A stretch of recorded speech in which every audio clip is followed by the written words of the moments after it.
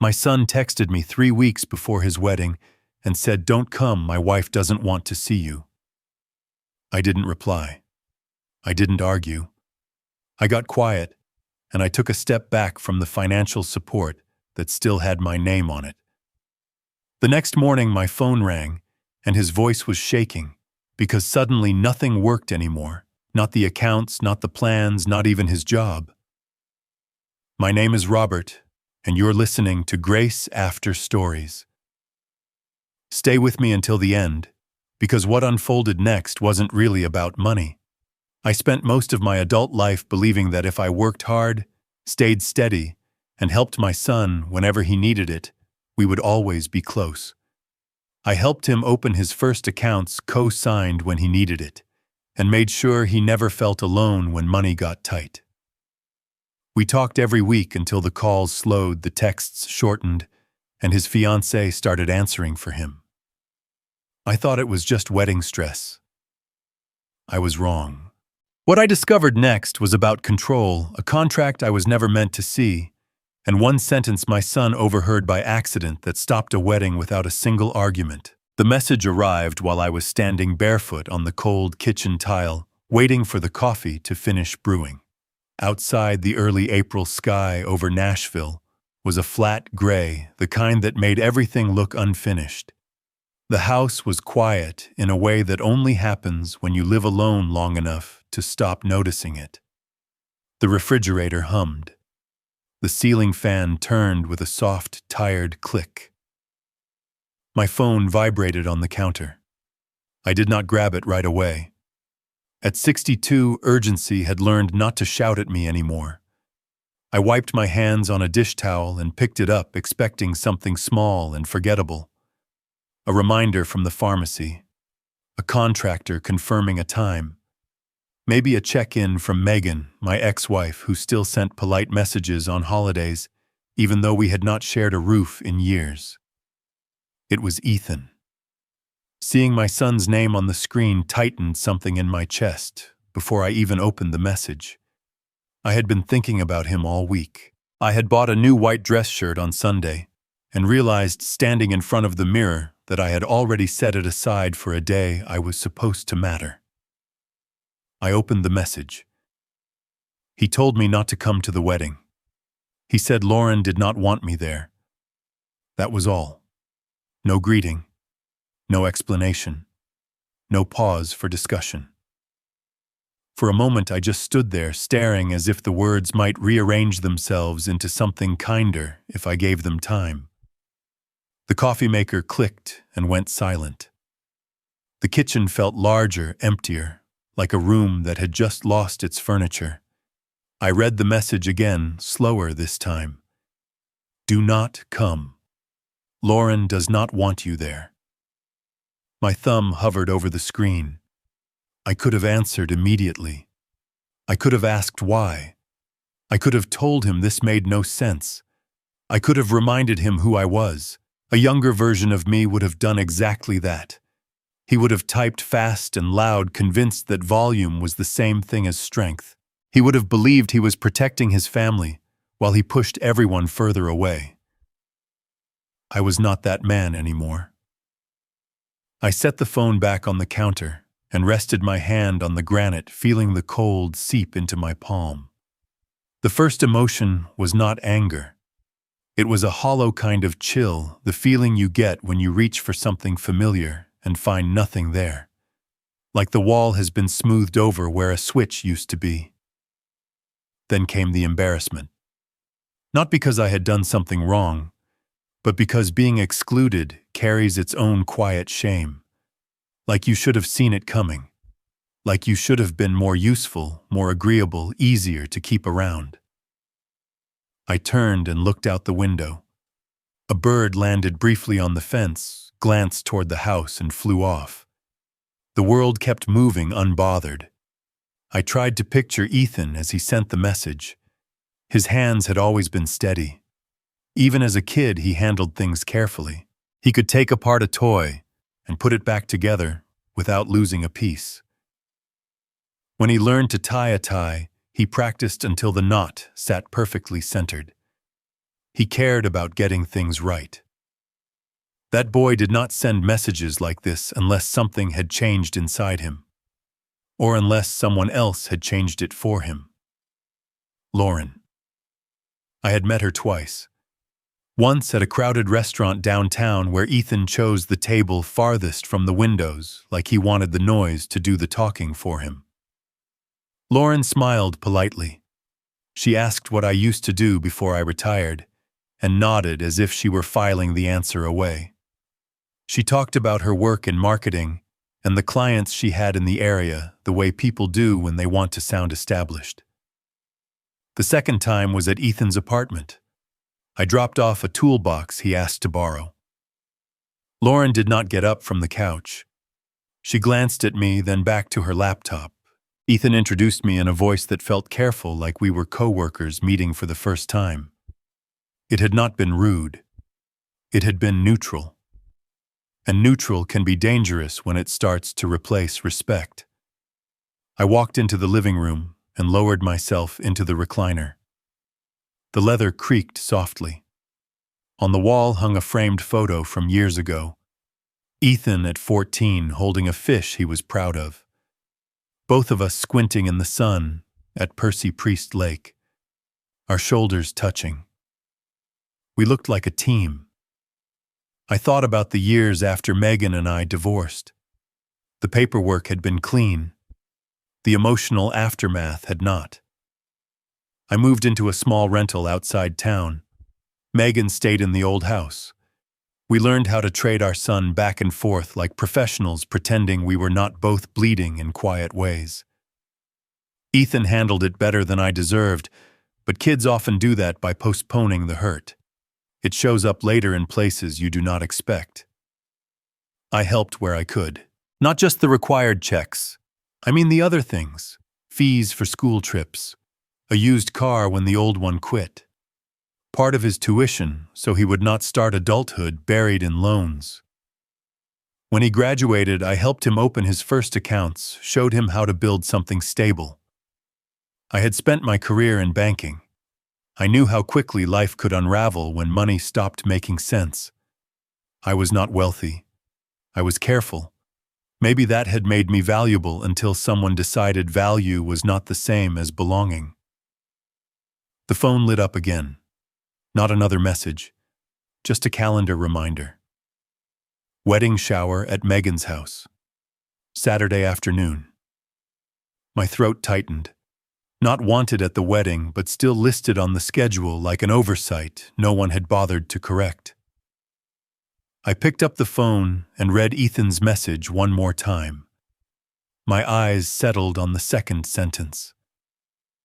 Lauren does not want you there. Not I do not want you there. Lauren. That single name clarified something I had been circling since the morning began. This was not just a disagreement between a father and a son. This was about influence, about who decided who stayed and who was quietly removed. I imagined Ethan sitting beside her phone in his hand, Lauren watching the screen as he typed. I imagined him choosing peace in the moment because he believed love required it. I had made that mistake once. I knew how expensive it could become. My hand tightened around the phone before I forced myself to relax it. Breaking things would not help. Begging would not help. Explaining myself would not help. The urge to call Megan rose up out of habit. She would want to smooth it over. She always did. Peace at any cost had been her survival skill. It had never been mine. I set the phone down face up and looked at it as if it might speak again. In my head, I started arranging thoughts the way I used to at work. Facts on one side, feelings on the other. Feelings can lie. Facts rarely do. Fact. Ethan told me not to come. Fact. He placed the decision on Lauren. Fact. The wedding was close enough to feel real. Feeling. I wanted to drive to his place and demand an answer. feeling. I wanted to remind my son what kind of man he was supposed to become. I stood and returned to the kitchen. The coffee had gone lukewarm. I poured it into the sink and watched it disappear. Then I rinsed the mug slowly, letting the simple motion steady me. I was going to respond, just not yet. Before I said a word, I needed to understand what had shifted and who was steering the direction of my son's life. I dried my hands, picked up the phone one last time, then turned it over so the screen went dark. The silence settled around me, and for the first time that morning, it felt less like emptiness and more like space. The quiet did not leave after that morning. It settled in and stayed moving from room to room with me like a shadow that knew where I would be before I did. For 2 days, I said nothing to Ethan. No reply. No missed calls. No late-night message written and erased. I kept my phone close but unused face up on the counter or beside my chair where I could see it without reaching for it. Silence was not an accident. It was a choice I had to make again every hour. I filled the time with ordinary things. I drove to the grocery store and bought milk I did not need. I stood in line and nodded at the cashier, like the day was no different from any other. At home, I folded laundry that had already been folded, then unfolded it, and did it again. I tightened a hinge on the back door that had squeaked for years. I swept the garage until dust clung to my shoes, and the air smelled like cardboard and old paint. In the pauses between chores, memories kept drifting up. Ethan used to call every Sunday afternoon. Not long conversations, just enough to check in while he drove back from a job site. He would talk about the heat. The concrete pours the guy on his crew who never showed up on time. I would tell him about my tomatoes, the neighbor who kept letting his dog wander, the new pastor at church. Nothing important, just proof that the line between us was still open. Then the calls turned into texts. Then the texts became short replies to things I sent. Somewhere along the way, Lauren's name started appearing on my screen more than his. Not in a dramatic way. Not like a takeover. More like she stepped into the space between us and stood there long enough that neither of us questioned it. I remembered a night last summer when I called to wish Ethan happy birthday. He picked up on the third ring and sounded distracted. Music in the background. Laughter. I told him I could call back. He said it was fine. Then Lauren's voice drifted close to the phone light and cheerful. "We are heading out, babe. Ethan said he would call me later." He never did. The next morning, I got a text from Lauren thanking me for understanding, like I had agreed to something, like I was a client she was managing, not his father. At the time, it had annoyed me. Now it felt like a warning I had chosen to ignore. On the second evening, Megan called. Her name on my screen still brought that old instinct to brace myself even after 10 years of being divorced. You do not erase a person completely when you raise a child together. You just learn how to keep your distance without burning the bridge. I answered, and her voice came through steady and controlled. "Robert." I heard there was some tension. I stood by the kitchen sink staring at a plate that was already clean. "A misunderstanding," she said carefully. That was the word she liked when she wanted to smooth things over. "He told me not to come," I said. "That was not a misunderstanding." Megan sighed, a soft sound that carried more meaning than words. "It is Lauren," she said. "She is stressed. Weddings do that to people. You know how young women can get when everything has to be perfect." I felt a tightness settle in my chest. Not anger. Something colder. "So your advice is that I disappear for the day," I said. "That way nothing gets uncomfortable." "Do not twist it," Megan said. "I am just saying you should think long term. If you push back, you risk losing him." there it was. The fear we had both carried since the divorce. Not losing our son all at once, but losing him slowly replaced piece by piece by a new life that did not need us. I am not pushing, I said. I am just not chasing. Her voice softened the way it always did when she thought she was being reasonable. Call him. Apologize if you have to. Be the bigger person. Be the bigger person.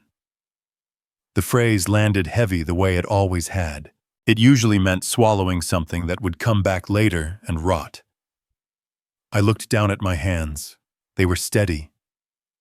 I am trying to help you, Robert, she said after a moment. I know, I said, and I meant it. Megan wanted peace. She always had. She just never wanted to admit the cost. After we hung up, the house felt even quieter. I sat in my recliner and stared at the wedding invitation on the side table, half buried under mail. I had not thrown it away. I had not tucked it into a drawer either. It sat there like evidence someone had forgotten to collect. That night, close to 9, my phone buzzed again. This time it was an email from the bank. I almost dismissed it. For a split second, I hoped it was nothing more than a system glitch, the kind of false alarm that happens when treffers hiccup or someone mistypes a password. Subject line: unusual sign in activity. I opened it, and my eyes went straight to the location: Cleveland, Ohio. I told myself to slow down, to be reasonable. People travel. Systems make mistakes. I had spent my career telling others not to jump to conclusions. Then I remembered Ethan mentioning almost in passing that Lauren had flown to Cleveland to visit her sister. I had nodded and asked about work because I did not want to sound suspicious, because I did not want to be that father. I went into my small home office and logged into the account. It was a joint checking account Ethan and I opened years ago right after his first job offer. The balance had stayed stable by design. That was the whole point. Nothing had moved yet. But there were failed attempts, small ones, careful ones, the kind you make when you are testing whether a door is locked. For a moment I just sat there staring at the screen. My stomach tightened. Then unexpectedly, my mind went quiet. This was not about a wedding invitation anymore. This was about access, about someone treating trust like leverage. I thought back to the message again. Do not come. Lauren does not want you there. I saw it differently now. If I was not there, I was not part of the story. If I was not part of the story, I was easier to remove.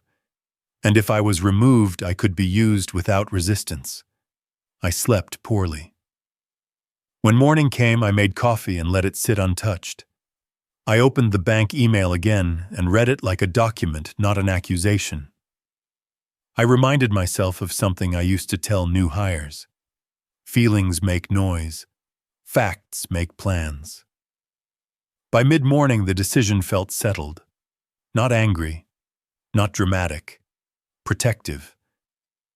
I was going to see Caleb Morris.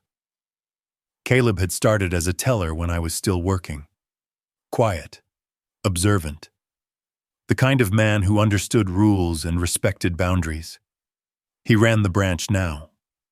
He would know what was normal and what was not. I grabbed my keys and stepped outside. The sky was bright, almost cheerful, the kind of day that pretends nothing is wrong. As I pulled out of the driveway, my phone rested silent in the cup holder. I drove toward the bank, not to confront anyone, not to accuse, just to make sure I could still close a door before someone walked through it. The bank sat where it always had a low brick building on a corner I had driven past 1,000 times without noticing. I parked farther from the entrance than necessary and walked the rest of the way, letting the movement steady me. Inside, the air smelled faintly of paper and carpet cleaner. A bell chimed as the door closed behind me. Caleb Morris was waiting near the lobby jacket, draped over his arm, hair a little thinner than the last time I had seen him. He smiled when he recognized me, the kind of smile that carried memory without sentiment. "Good to see you," he said, his voice measured. He led me down a short hallway into a small conference room with a round table and a glass wall that looked out onto the teller line. We sat. He offered coffee. I declined. For a moment, neither of us spoke.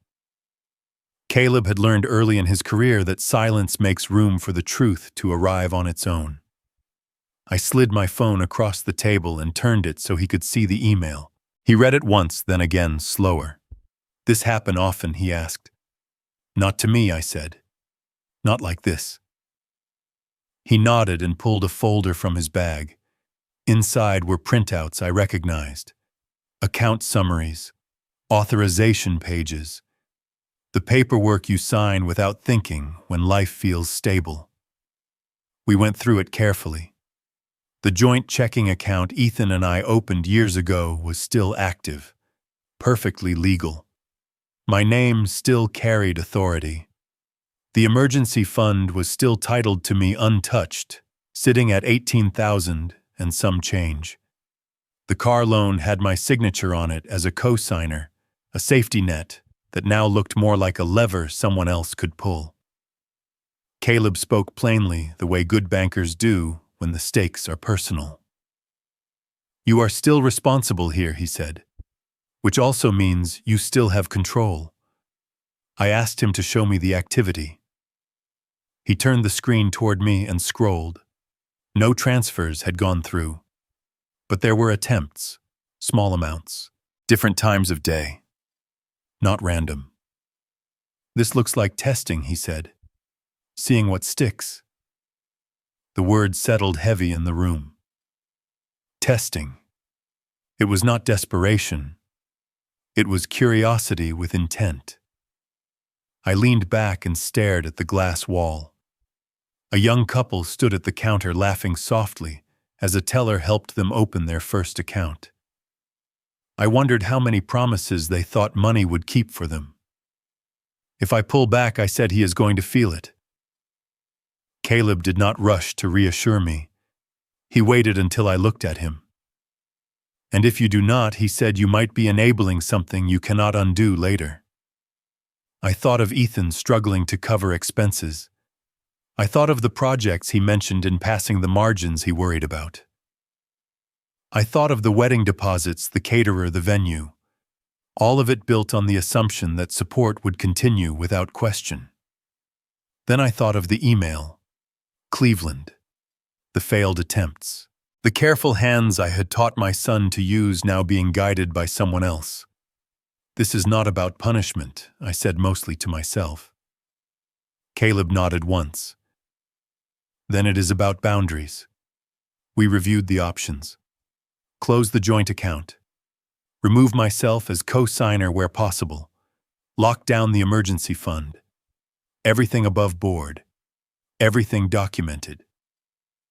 No surprises for the bank, only for the people who assumed the door would always stay open. My pen felt heavier than it should have as I signed the first form. The paper did not resist. It never does. The consequences come later.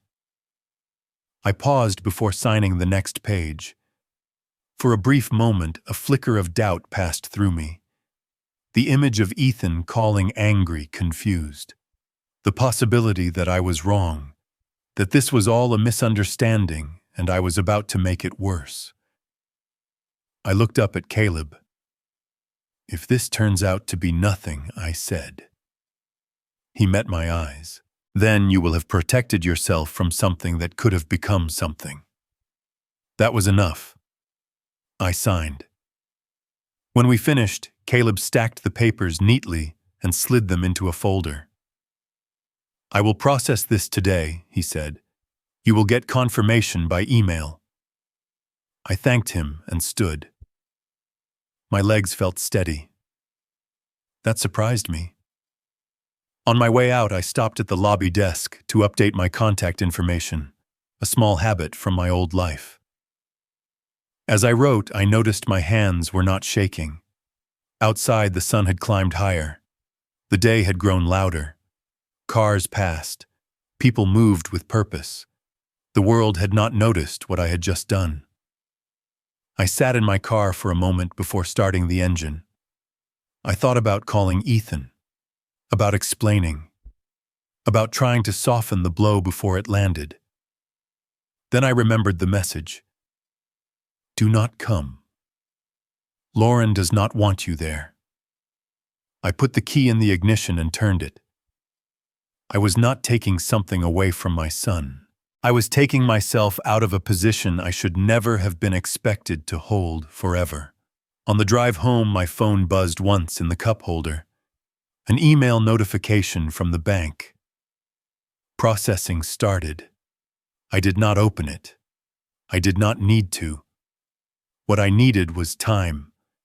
Time for the change to be felt. Time for the truth to surface without me forcing it. As I pulled into my driveway, I told myself again what mattered. This was not punishment.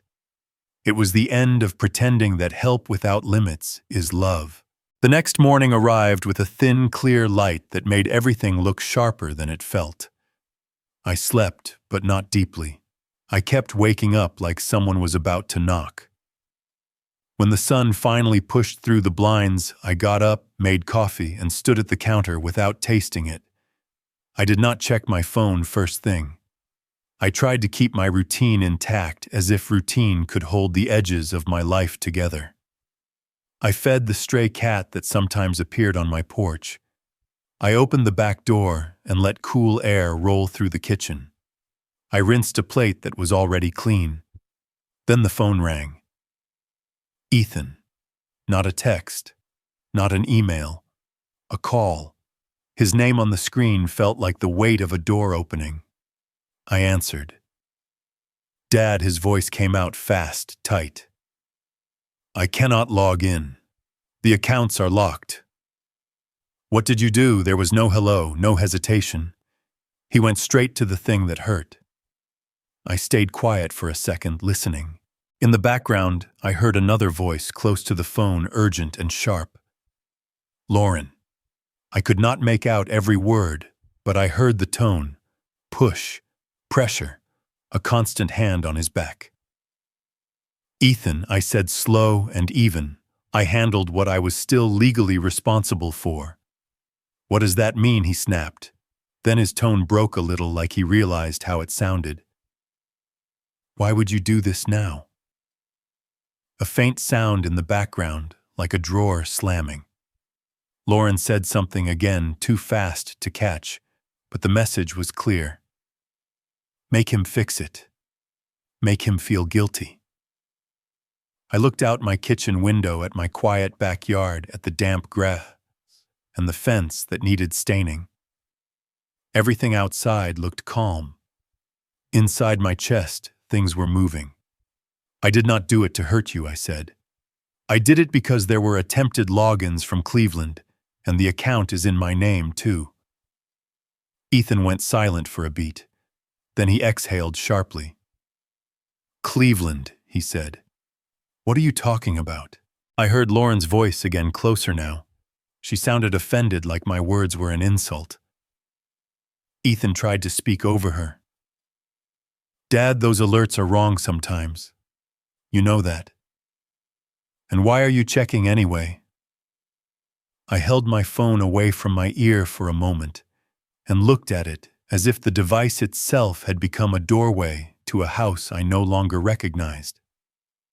I check because it is a joint account, I said when I brought it back, and because I have a responsibility not to ignore red flags. His breathing came quick, a small sound. Not panic exactly, something like fear dressed as anger. You know I need access, he said. We have payments. We have deposits. I have work expenses. This is not the time for you to make a point. There it was. The assumption that help would continue regardless of how I was treated, that my role was to provide and absorb. I am not making a point, I said. I am setting a boundary.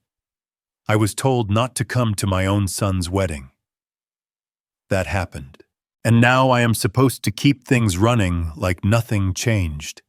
In the background, Lauren spoke again, and this time I caught part of it. She said it was his day. She said I was being selfish. Ethan's voice rose, trying to calm her down, trying to calm me down, trying to keep the world from cracking. Dad, he said lower now, we are under pressure. The wedding is coming. Lauren is just stressed. I did not respond to the part about Lauren. I responded to the part about my son. I am stressed too, I said. I just do not get to call it stress when it looks like disrespect. A pause. The line went quiet enough that I could hear Ethan swallow. What do you want? He asked. His voice sounded different. Not only angry, confused. Like he was trying to locate where the ground shifted under his feet. I want you to understand that I did not do anything illegal, I said. The bank processed my request. Those accounts were joint, and the emergency fund is mine. I set it up that way on purpose, to protect you and to protect me. Lauren's voice cut in again louder, and Ethan murmured something to her that sounded like, "Please, just a second." He came back to me. You pulled out, he said. That is what this is. I did not deny it. Yes, I said. I pulled out of the parts I was not meant to carry forever. Ethan's breath hitched. I could picture him standing somewhere, phone pressed to his ear, eyes darting, trying to manage two realities at once. His new life, his old one. The one he was building and the one he was cutting loose. It is not just the wedding, he said, and his voice softened almost against his will. It is everything. My boss is on me. We have a project in Brentwood that needs materials ordered today. I front costs sometimes and get reimbursed. The company expects it. I cannot do that right now. That detail landed heavy not because it surprised me, but because it made his panic real. He was not only defending Lauren, he was trying to keep his life from slipping. A man his age believes he should be able to handle everything. When he cannot, he reaches for whatever is nearest. In this case, it was me. I did not gloat. I did not lecture. I felt the old reflex to rescue him, the same reflex that had made me co-sign loans and keep joint accounts active long past the point of necessity. I am not trying to sink you, I said. Tell me what you actually need for work. Not what you need to keep everyone comfortable. What you need to keep yourself afloat. Ethan did not answer right away. In the background, Lauren said something that sounded like an instruction, and Ethan's voice tightened again. No, Dad, he said. I just need you to put it back. Put it back today. You can be mad later. I closed my eyes for a moment. I cannot do that, I said. Not until we talk. Not until I understand why I was told not to come and why there were attempts to access the account from the same city Lauren was in. He went quiet again. When he spoke, his words came slower. You think she did it, he said, and there was something in his tone that wasn't rage. It was disbelief mixed with a flicker of doubt he did not want to admit. I did not accuse. I kept it clean. I think someone tried, I said, and I think it is my job to take that seriously. Lauren's voice flared in the background. I heard my name, sharp and disgusted. Ethan said my name too, but softer, like he was caught between defending her and hearing me.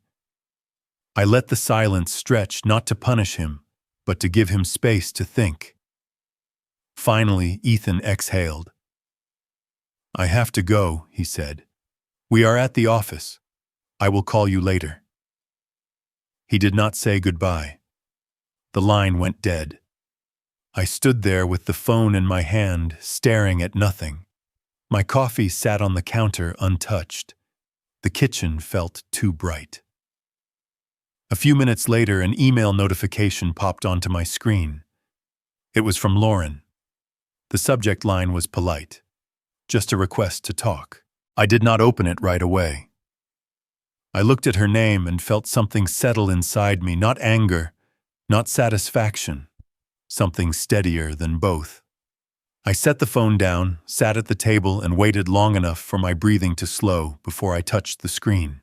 My finger hovered over the screen for a few seconds before I opened Lauren's email. I did not know what I expected, an apology maybe, or a carefully worded demand dressed up as concern. What I did not expect was how polite it sounded. So polite it almost felt rehearsed. She wrote that she wanted to clear the air. She wrote that stress had made everyone act out of character. She wrote that she respected me and did not want things to stay tense. Then she asked for a favor. She said Ethan told her I used to work in banking and that I understood finances. She said they were finalizing some paperwork before the wedding, and she wanted my eyes on it just to be safe. She attached a document and called it their prenuptial agreement. I stared at the attachment name on my phone like it was a dare. A prenuptial agreement is not unusual. I knew that. I had seen plenty of couples sign them for good reasons. A second marriage, kids from a prior relationship, a family business. Sometimes it is simply two adults being clear about what belongs to whom. But a prenuptial agreement arriving in my inbox one day after my son panicked over locked accounts felt less like clarity and more like a hand reaching again for the same door. I saved the file to my laptop and opened it at the kitchen table. The pages were dense. Legal language, definitions, lists. The kind of document meant to exhaust the reader so they stop asking questions. I read it slowly, line by line, the way I used to read loan packages when something did not add up. My eyes moved over terms that sounded standard at first: separate property, marital property disclosure. Then the phrases started to turn. There were sections about debt, about how obligations incurred after marriage could be considered shared under certain conditions. There were sections about reimbursement, about who could claim what if money moved between accounts. There was language about family gifts, how outside contributions could be treated, and how they should be documented, and how failure to document could change how those contributions were viewed later. One paragraph made my stomach tighten. It was written in careful legal phrasing, but the meaning was simple. If Ethan's family gave him money, it could create complications unless it followed strict rules, not to protect him, to limit support, or to make support a point of control. I scrolled, then stopped again. There was a clause about access to financial records framed as transparency between spouses. It sounded reasonable on the surface. Underneath it granted the other party broad visibility into accounts and obligations, even those created before marriage, depending on how funds were commingled. I sat back and rubbed my forehead. The longer I stared at it, the more it looked like a net. It did not say Lauren would take everything. It said something worse. It said she would have ways to reach it. This was above my pay grade now, even with my old experience. Banking teaches you patterns, not family law. If I was going to treat this seriously, I needed someone who lived in these documents. David Keller came to mind immediately. David and I had known each other for 30 years. He was older than me by a few years, retired now, but his mind had never slowed down. He used to handle estate planning and family law for half the county. He was the kind of lawyer who did not talk like a lawyer when you needed the truth. I called him.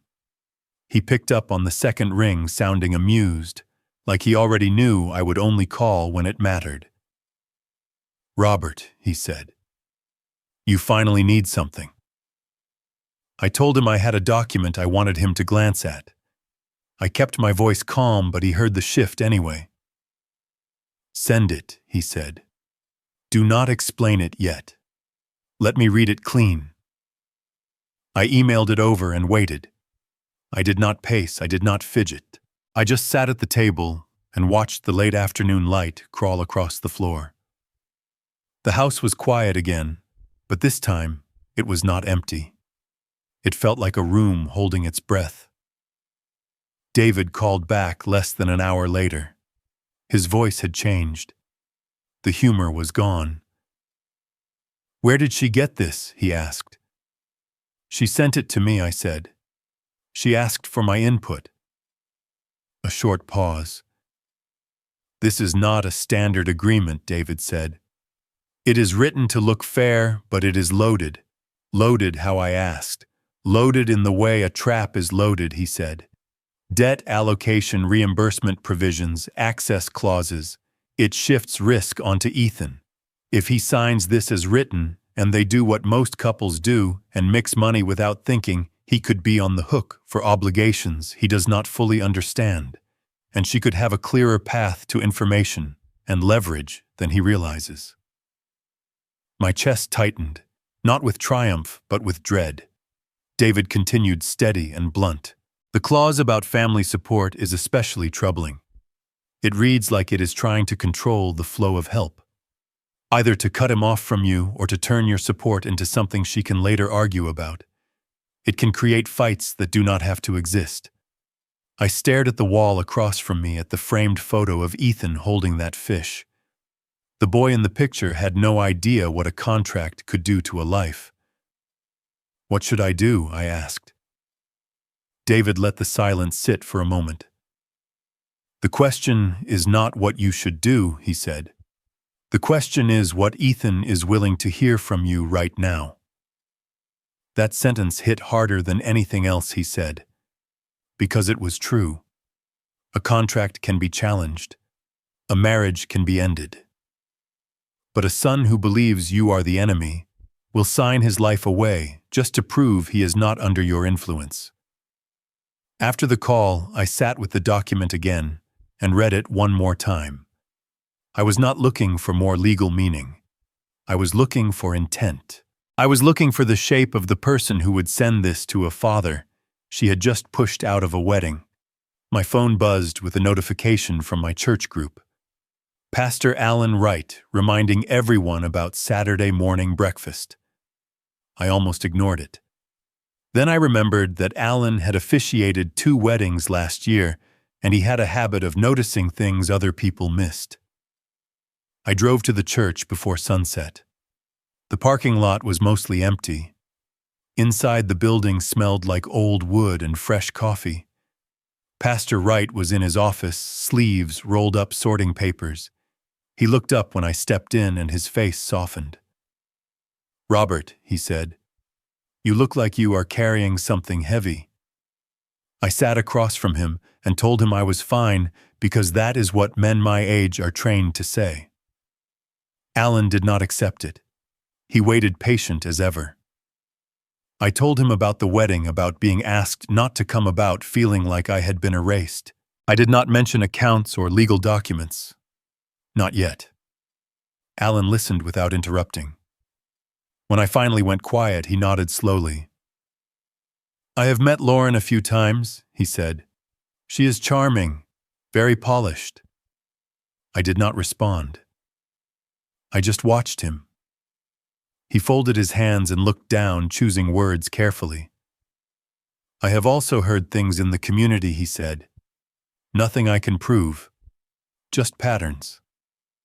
She was engaged once before. It ended badly. Money was part of it, from what I was told. People tend to repeat the same lessons until they learn them. He did not condemn her. He did not call her evil. He simply offered the kind of quiet observation that makes your stomach drop because it fits too well. On the drive home, the city lights blurred slightly through my windshield. My hands stayed steady on the wheel, but my mind would not settle. Closing the accounts had felt like prevention. Reading that document felt like looking at a storm map and realizing the worst part had not even arrived yet. When I pulled into my driveway, I turned off the engine and sat in the dark for a long time. My phone rested in my palm. Ethan's name was one tap away. If I warned him, he might hear me. Or he might run deeper into Lauren's arms and sign the paper out of spite. If I stayed silent, the truth might reveal itself. Or it might tighten around him quietly, one signature at a time. I walked inside, set the document on my desk, and stared at it as if it could answer me. Then I sat down and tried to decide which choice would save my son and which choice would only save my pride. I did not sleep much after that. Not because I was afraid of what Lauren might do, but because I could not stop seeing my son's life like a diagram. One signature here. One small compromise there. 1,000 quiet adjustments until he woke up in a marriage he could not recognize. The next few days passed with a strange stillness. No calls from Ethan. No new emails from Lauren. Just the kind of silence that does not feel peaceful. It feels managed. I went to church on Sunday and sat in my usual spot near the back, close enough to hear, far enough to leave without anyone feeling entitled to my story. People smiled. People asked polite questions. I gave polite answers. Pastor Wright caught my eye once and nodded like he was letting me know he was still there if I needed him. I appreciated that more than I could say. By Tuesday, the calendar said there was 1 week left. I was in the garage sorting an old box of tools when I heard tires on the gravel. Not a delivery truck, not the neighbor's car. A familiar engine. I froze before I even stood up. Some part of me had been waiting for that sound since the morning of the text. The front door opened without a knock. Dad Ethan called out quieter than I expected. I walked into the hallway and saw him standing there with his hands in his pockets, shoulders slightly forward like he was bracing for weather. He looked tired. Not just from work, from carrying something he had not named.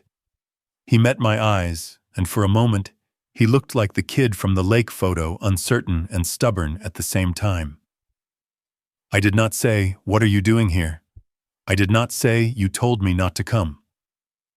I stepped aside and let him in. He moved into the living room and stood near the recliner, as if sitting down would make him commit to the conversation. I made coffee out of habit, then realized I did not want any. I poured him a glass of water instead and set it on the table. He nodded, but did not drink. There was a long pause, and in that pause I felt something important. The anger that had been burning in him earlier was not there. Something else had taken its place. Confusion, doubt, maybe even fear. He finally spoke. "I did not know how to come here," he said. I did not know what to say. "You came anyway," I said. "That is something." He took a slow breath. His eyes drifted toward the wedding invitation, still sitting on the side table, now wrinkled at one corner from being moved too many times. "I am not here to fight," he said. "I do not want that." "Neither do I," I said.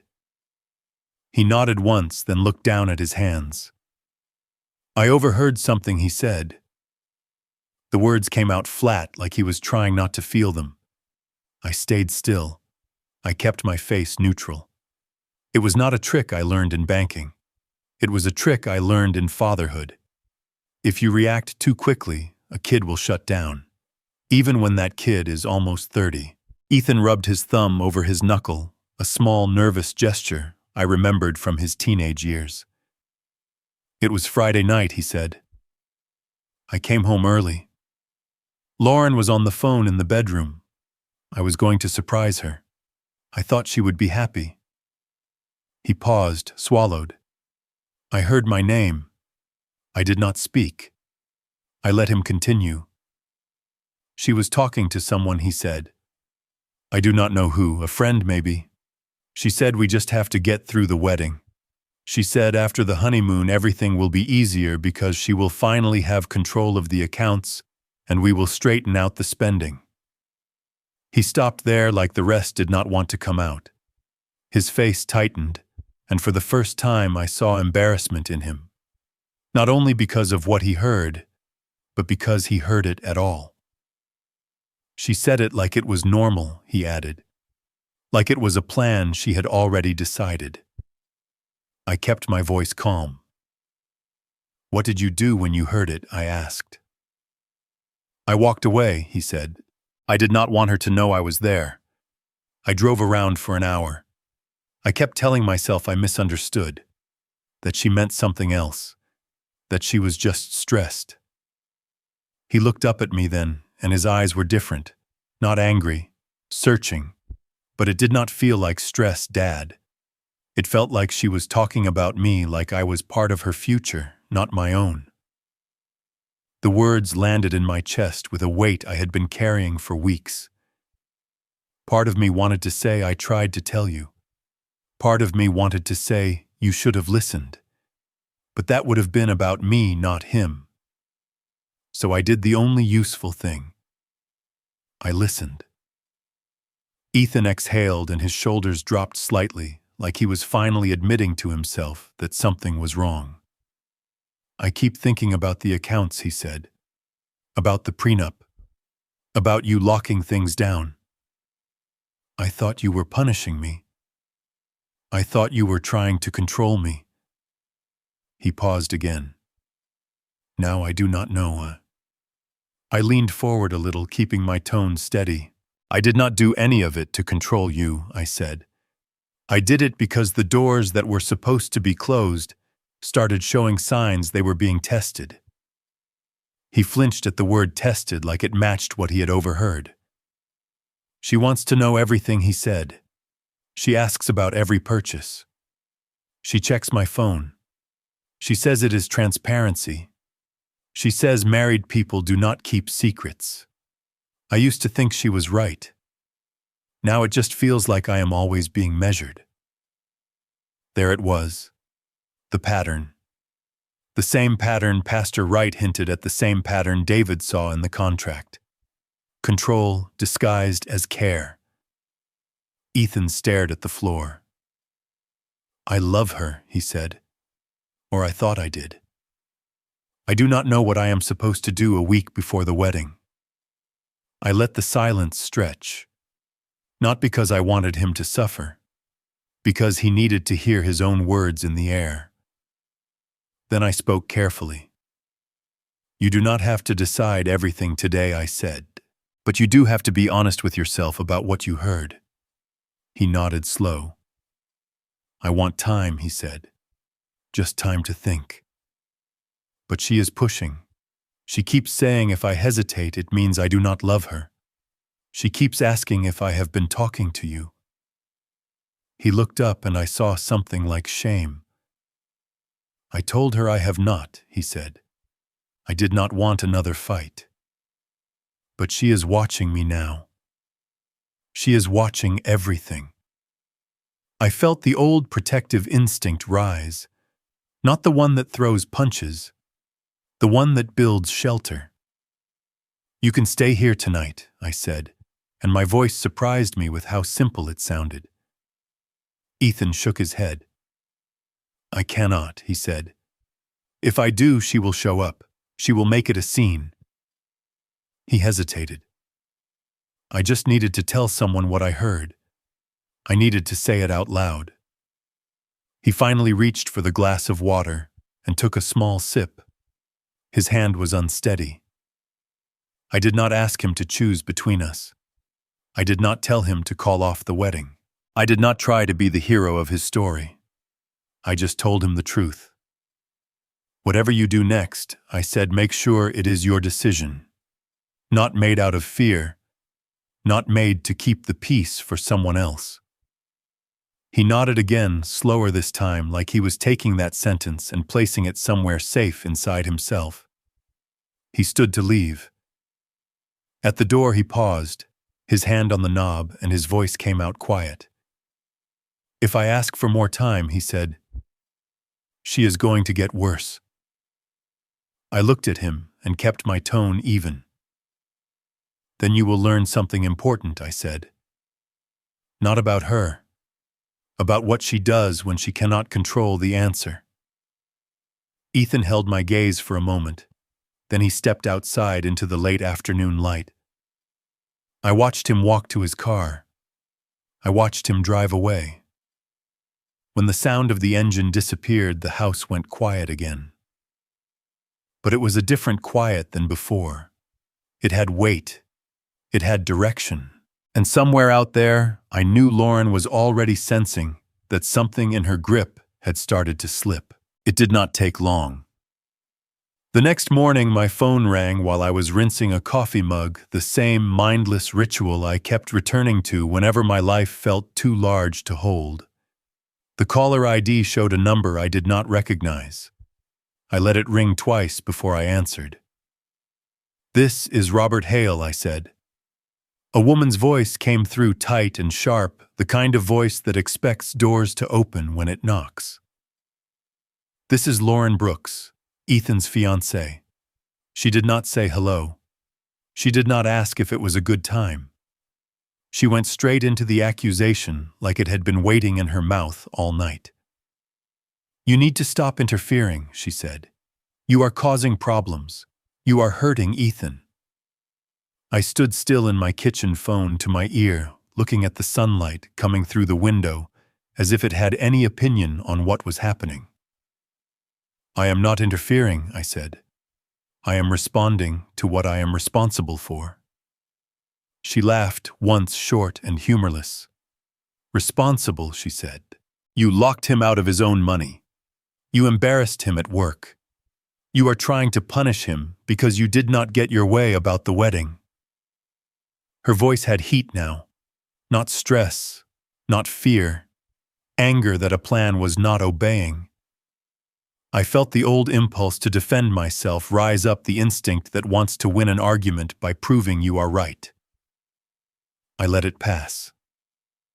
"Lauren," I said, my tone steady, "you do not need to raise your voice. You can say what you need to say." There was a pause, like she did not know what to do with calm. Then she pushed harder. "Ethan is under pressure," she said. "He is on a project in Brentwood. He has expenses he is supposed to front and get reimbursed. He cannot do that because you decided to play games. His supervisor called him into an office this morning. They told him he is being removed from the site until things stabilize."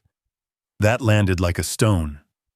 Not because it surprised me, but because it confirmed how quickly money bleeds into everything else. A bank account is not just numbers. It is reputation. It is control. It is a man's sense of being competent. I heard myself take a slow breath. "I am sorry his job is affected," I said, "but I did not create the situation that made the accounts a risk. And I did not tell him I was not welcome at his wedding."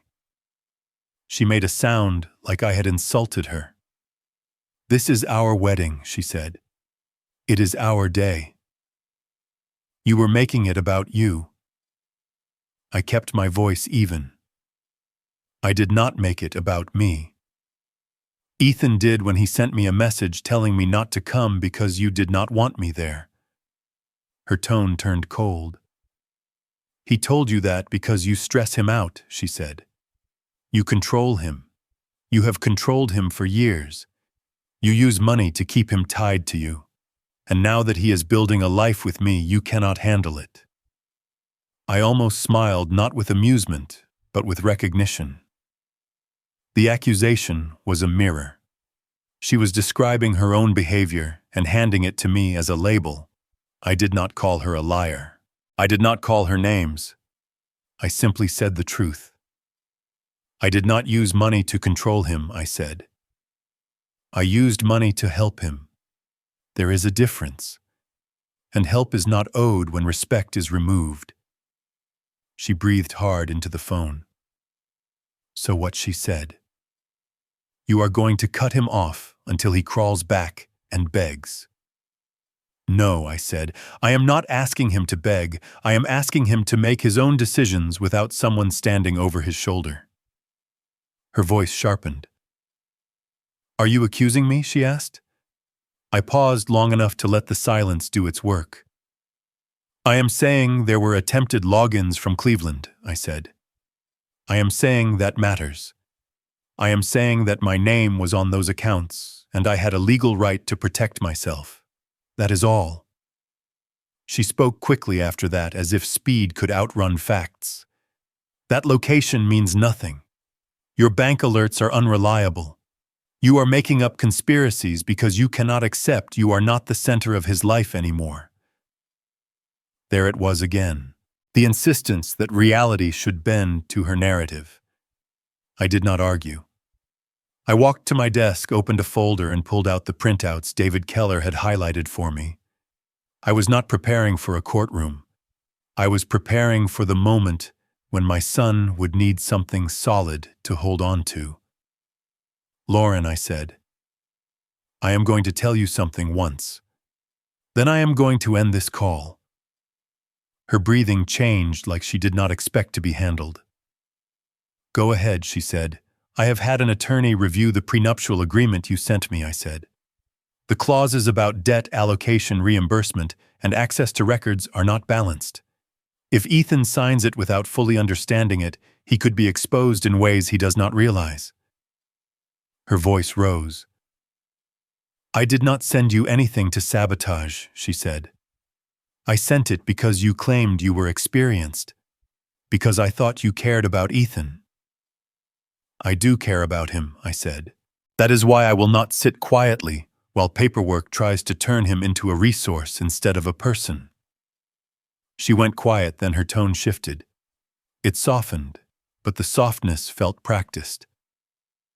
Robert, she said, you are misunderstanding me. Ethan is stressed. We are both stressed. We want peace. If you will just put things back and stop stirring up trouble, we can all move forward. We can even talk about the wedding. Maybe there is a way for you to be involved. The offer hung in the air like bait. I did not take it. I am not negotiating my place as his father, I said. And I am not reopening accounts because you asked nicely. Her voice snapped back to anger. You are ruining his future, she said. You are going to make him lose his job. You are going to make him lose me. And when that happens, he will never forgive you. The threat was clear. Obey or you will be blamed. I felt sadness then, not for myself, for my son, who had been standing in the middle of this storm trying to convince himself that love meant being pushed. I ended the call without another word. For a few minutes I stood in my kitchen with the phone in my hand, staring at the blank screen. My heart was beating harder than I expected. It was not fear. It was the strain of staying calm while someone tried to drag me into chaos. Later that afternoon, Megan called again. This time, she did not bother with pleasantries. What is going on, Robert? She asked. Ethan showed up here. He looks awful. I closed my eyes.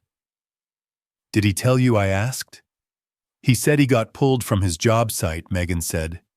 He said Lauren is furious. He said you are turning his life upside down. I heard the tremor in her voice, the same fear that made her want to smooth things over at any cost. Megan, I said softly, I cannot fix this for him. I cannot fix it for you either. There was a silence on the line. What are you saying? She asked. I am saying Ethan is an adult, I said, and he has to see what he is walking into. If I rush in and rescue him, he will learn the wrong lesson. He will learn that someone else will always absorb the consequences for him. Megan did not like that. I could hear it in the way she exhaled. So you are just going to let him suffer, she said. I leaned against the counter and stared at the sunlight on the floor. I am going to let him choose, I said. That is not the same thing. That evening I did not hear from Ethan. No call, no text, nothing. The silence returned, but it felt different now. It felt like a decision was forming somewhere I could not see. I went to bed early and lay awake listening to the house settle around me. Sometime after midnight, my phone buzzed once. Just one notification. Not a message from Ethan, but a calendar update from the shared family schedule that Megan still used. The wedding appointment had been changed. No explanation. No note. Just a blank space where certainty used to be. I stared at the screen until my eyes stung, then set the phone down and waited for morning, knowing my son was about to do something I would not get to control even if I wanted to. The morning after the calendar changed, I woke up to a house that felt too still. Nashville was bright outside, the kind of clear spring day that makes you feel guilty for having a knot in your chest. I made coffee out of habit and drank it this time standing at the counter, like I was waiting for the phone to tell me what my own life meant. It did not ring. By late morning I had checked the family schedule again, then stopped myself from checking it a third time. There is a point where looking for answers turns into begging for them. I was not going to beg. Megan called around noon. Her voice sounded tired. Not angry, not frightened, just worn down. Ethan came by early, she said. He did not stay long. Did he say anything, I asked. He said the wedding is off, Megan said. He said he needs space. He did not tell me what happened, not really. I closed my eyes and let that sentence land. The wedding is off. It was both a relief and a grief. Relief that my son had stopped the train before it went off a cliff. Grief for what it meant he had to lose to do it. I asked Megan where Ethan was now. She said she did not know.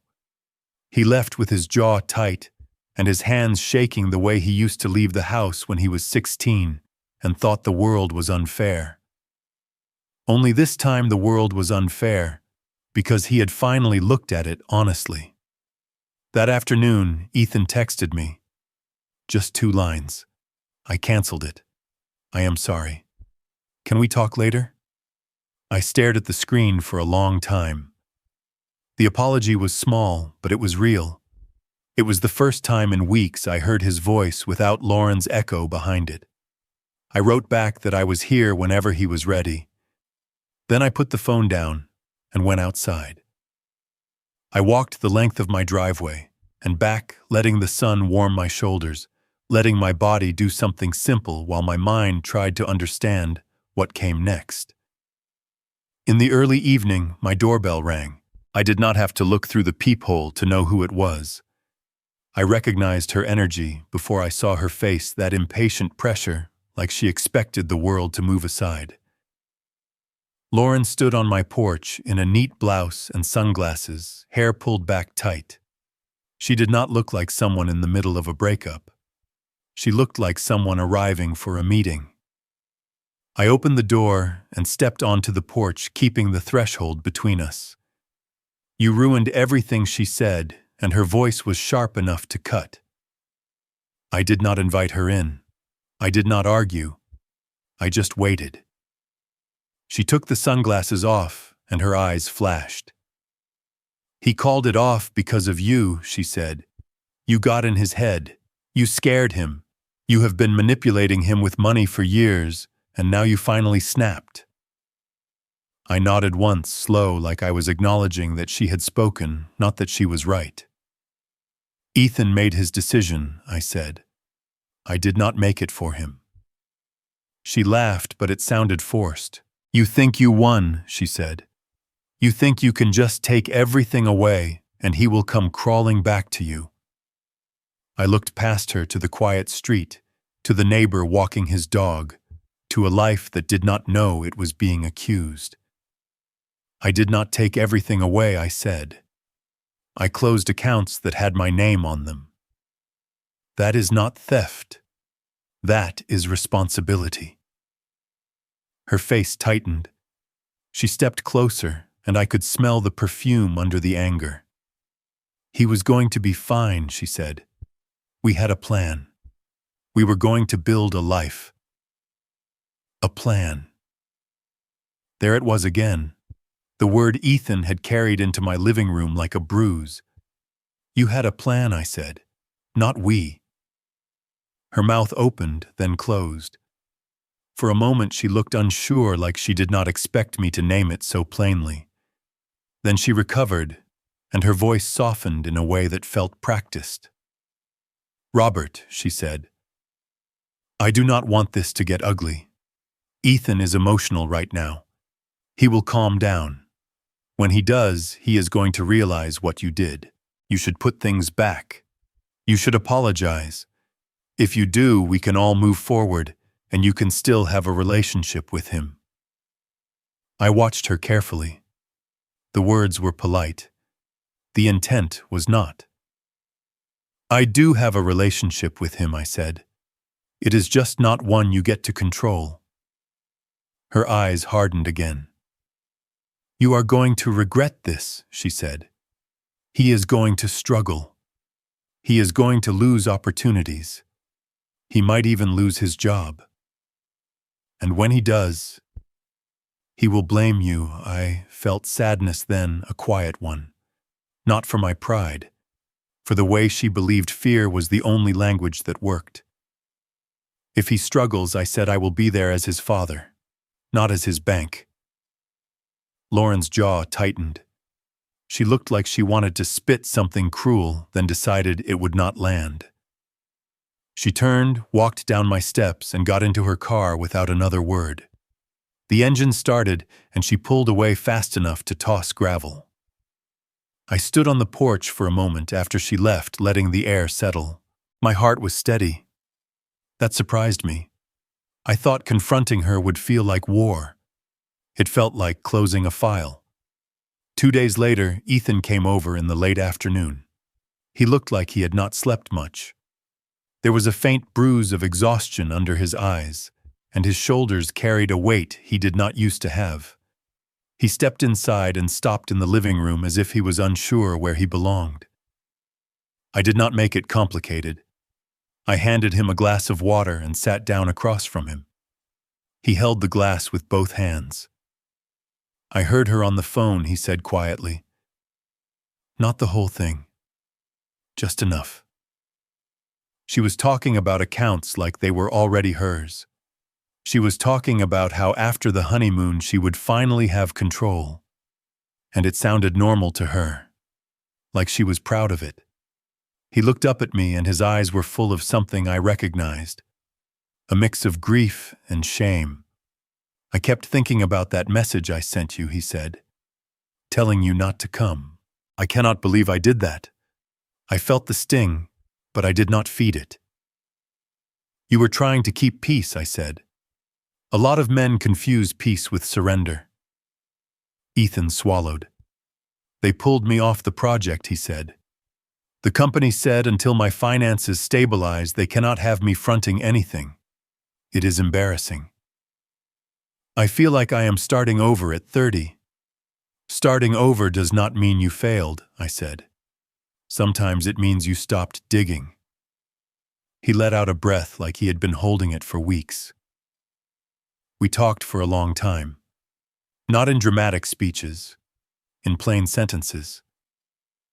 He told me about the small things Lauren did that he used to excuse, the way she kept his phone in her hand when it buzzed, the way she framed control as transparency, the way she made him feel guilty for wanting space.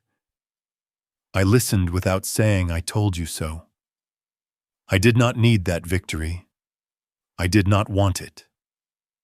Before he left, Ethan asked about the accounts. I told him what I could do and what I could not.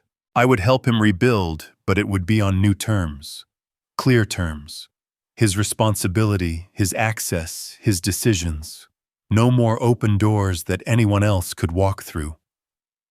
When he walked out, he hugged me. It was awkward at first, then it tightened into something real. A father and a son remembering what that meant. After he drove away, I sat in the quiet house and let myself feel what I had been postponing. I had lost the wedding. I had lost the illusion that love alone protects people. But I had not lost my son. Not completely. I thought about what silence had done. It had not fixed everything. It had not erased pain.